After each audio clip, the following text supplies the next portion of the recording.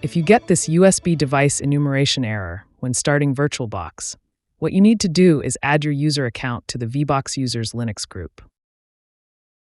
Any user on your computer who uses VirtualBox must be a member of the vboxusers group.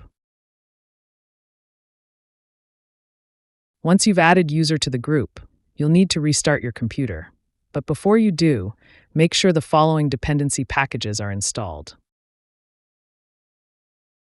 This isn't directly related to the previous error, but you still need them to run virtual machines properly in VirtualBox.